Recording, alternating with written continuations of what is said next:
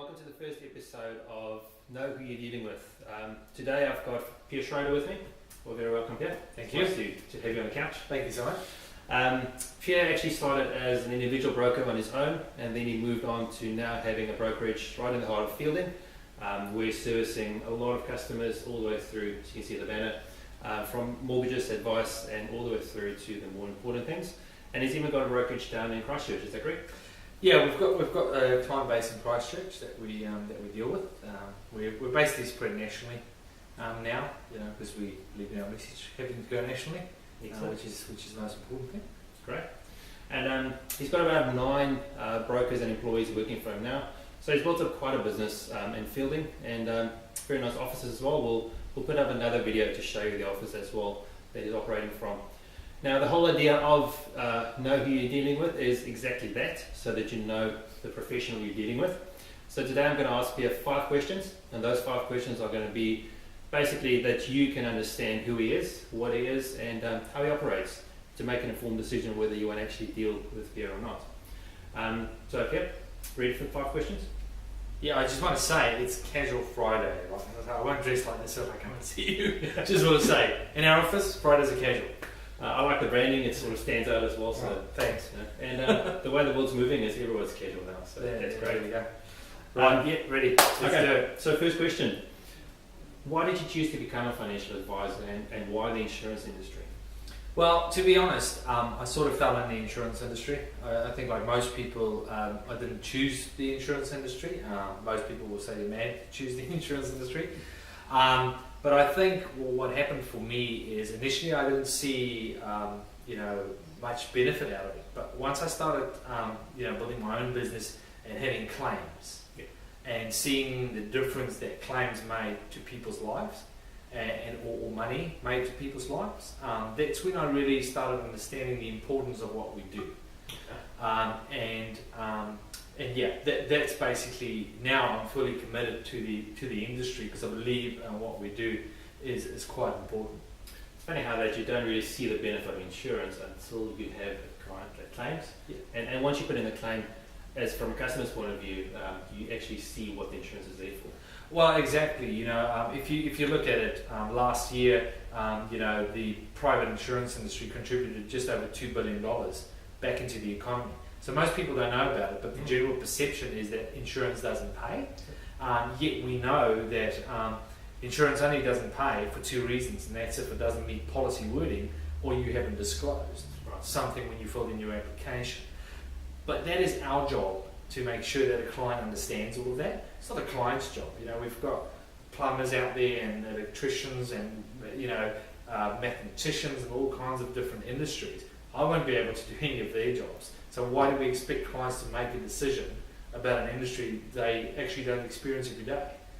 Correct.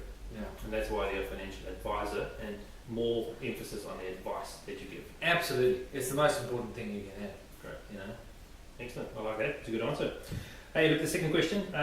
What is the most important thing to you, not just in business, but in life as well? I suppose the important thing for me in life, as I see business as life is one complete, phase of energy and involvement. And I suppose the most important thing for me is to continuously try to work to my full potential, whatever that might mean. So that might mean in business, in the community, in making a difference. It's all one for me. But it's a bit of a mind shift trying to understand what my true potential is as a human being, and where the ceiling is.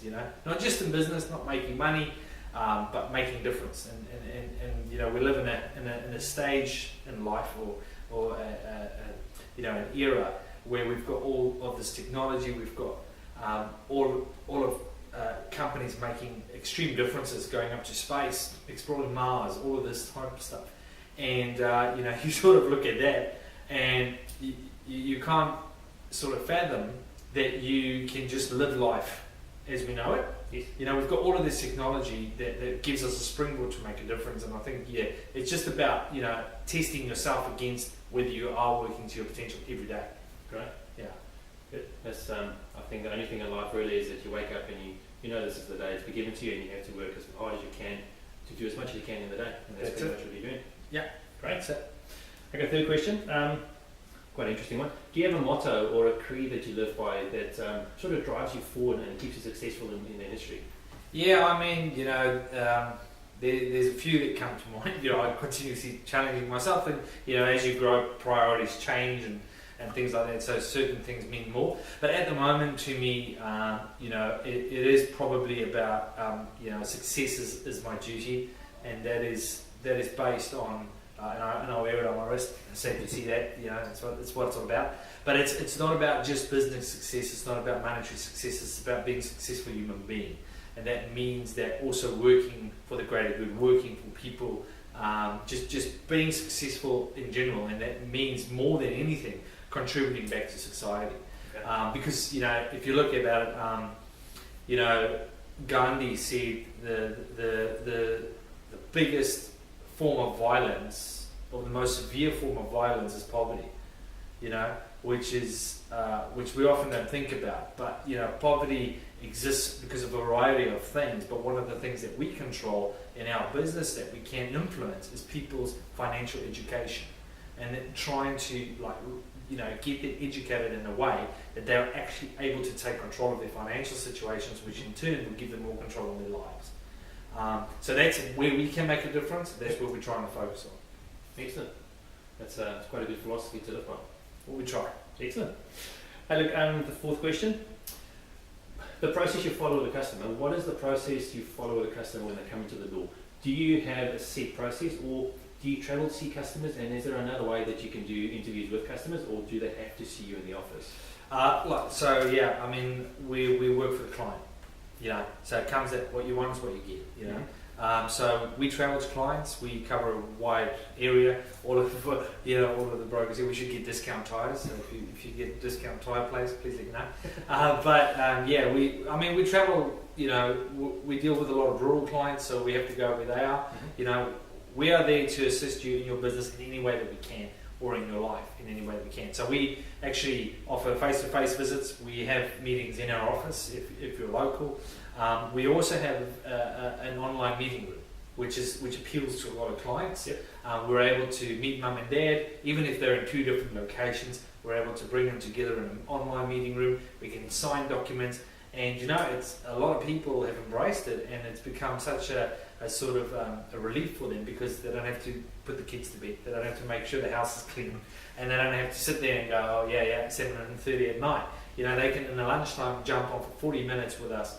And we can go through them. But we have, we've got clients 9 o'clock at night when they finally, when the storm has finally calmed, they actually find the time to now sit down and talk. So that's something we're actually exploring in terms of a bigger offering later on. But yeah, we're finding that's quite convenient for a lot of people. Great. I mean, I can speak from experience when you've got someone coming over to see you, that your house has never been as clean as it is when they come to see you, and the kids has never been as rolly as when they come to see you. So it's good for us to have that platform where you can actually see us at night, or in an internet environment where I don't actually have to leave my home and you can come and see us. So I do like that. Yeah, great. The last question is, you've been in the industry for about almost 9 years now, so it's quite a long time, and in that time you would have picked up small pieces of information. So what do you reckon is the biggest pro tip, if you want to call it that, or the biggest piece of information you can give your customers in your industry when they come and see you? It's got to be get the advice. Having an advisor, is always going to be better than having no advisor. So we see a lot of clients buying direct from suppliers, going online, and that's great. It's getting people covered that don't have cover. People buying from the banks, etc. But having someone that's skilled, first of all, and secondly, takes liability of the advice that they give. That is, to me, is definitely by far the best insurance you can have, right? Is by actually having someone having a look at what you've got and giving you the right advice. Now, advice can be interpreted in any way, so there's no right or wrong. But the biggest problem we have in New Zealand is people's perception of what they're covered for and what their policy says they're covered for is often not aligned. So for an advisor, our job, I believe, is to take those blurred lines and clear them up.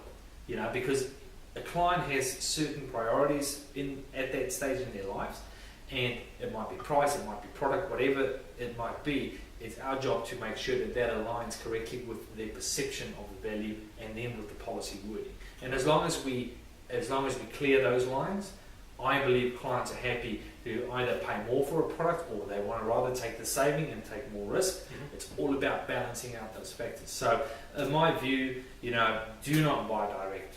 Go to an advisor, get the advice. You know, the majority of advisors out there care about clients, care about the advice they give, and they take liability for that advice. Most people don't know that. But when I give advice, if I'm advising a client to go from this product to that product, I'm liable for that advice. So why would I put the business and the people that I believe in my business at risk to make a buck? Just doesn't make sense. No. I mean, financially it might make sense now, but in the long run, you don't build a business on that. You know, I've got a few grey hairs, but I'm not grey yet, so I'm intending having a long career. If I do that, I'm not going to last very long. No, definitely not. Yeah. And look, that's one of the focuses of EndorseMe as well. Is we're trying to encourage the public to have a transparent platform where you can go out and see who you're dealing with, you know who you're dealing with, and you're getting the right advice. It's all good to go on the internet and just buying your insurance from anyone on the internet, from any company, but you're not getting the advice that you need, and you only value that advice when it comes to claim time. As Pierre said as well, claims is probably one of the most important things of insurance, and then that's when you need it the most. So please do make sure you get the right advice from the right advisor. And now you know a little bit more about Pierre. Hopefully he's enlightened you and you choose him to be your professional advisor. Now, if you need to know more about Pierre, obviously we have his profile on EndorseMe. Go to endorseme.co.nz, search Pierre Schroeder, and he'll come up. If it's not there, just look on the insurance page. He should be in the top 10 because he's one of the top advisors. Yeah. And if you want to contact Pierre, there's a contact tab. Just click on that, fill in the form, and he'll get back to you as soon as he can, which is usually quite quick. If you have any questions for us at EndorseMe, please send us an email at admin@endorseme.co.nz, and we'll get back to you as soon as possible. I think that's about it for the first interview and the first session for Now You Know You're Dealing With. Thank you again, Pierre, for your time. Thank you. It's been really good. Yeah. And click like us on Facebook, Twitter, and all the other social media icons on there. Thank you very much. Talk to you later.